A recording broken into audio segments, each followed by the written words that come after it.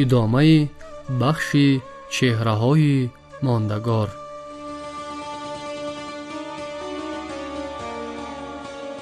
ابوعلی ابن سینا.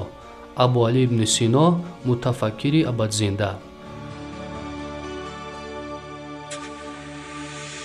اندیشه‌های او در خصوص قاعده‌های نگاهداشت تندرستی، تدبیرها و شرط‌های پیشگیری بیماری‌ها، در تجربه دقیقاً سنجیدن دواها و تعیین آن به بیماران، سببمندی حالت‌های فیزیولوژی و روحانی انسان، وابستگی انسان به محیط زیست، اقلیم و آب و هوا از جمله آن نکته‌های مهم نظریه طبی ابن سینا میباشند که در زمان ما هم اهمیت علمی و عملی خود را از دست نداده‌اند.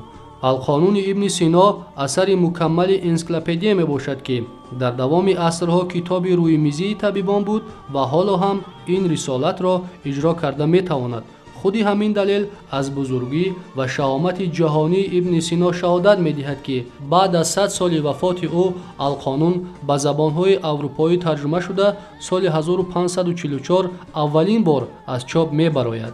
این کتاب بیزوال در دانشگاه‌های منپولیس، وینا، لوون، بریوسل و مکتب‌های عالی اروپا تا عصر 20 همچون کتاب درسی بهترین معمول بود و بارها به زبان لاتینی با تعداد زیاد به تب رسیده است. در کشورهای شرق علل خصوص در سرزمین ایران باستانی به حفظ و گردآوری و طبع و نشر آثار سینا، تشکیل انجمن بین المللی سیناشناسی و بزرگداشت نام او تدبیرهای مشخص می‌اندیشند که این باعث تهنیت و سرفرازی است.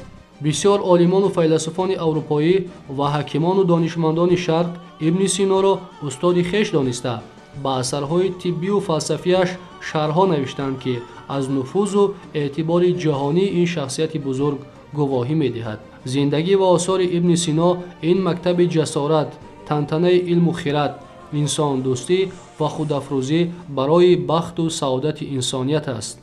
ما در نزد روح این بزرگوار امروز سری تعظیم فرود آورده خاطره نیکش را با تعلیم و تحقیقات تازه و انکشاف افکار او در ساحه‌های مختلف علم زنده نگاه می‌داریم.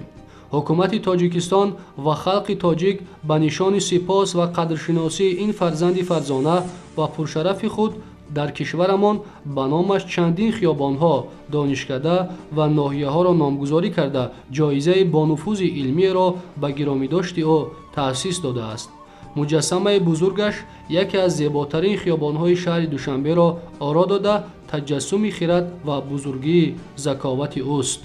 ولی بزرگتر از همه احترام او و مسکن او در دل خلق ماست.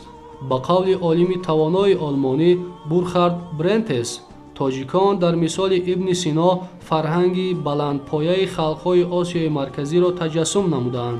آنها امروز نیز میراث ابن سینا را که در طول 1000 سال به خرد و عقل اروپا تأثیر داشت عاقلانه حفظ می‌کنند.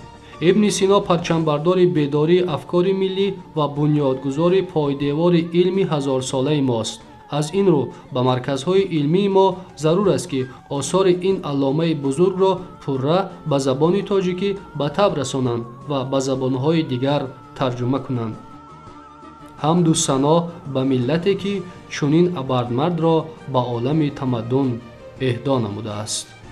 بینندگان گرامی، در اینجا بخش چهره‌های ماندگار در فصل ابوعلی ابن سینا متفکر ابدزنده به پایان رسید.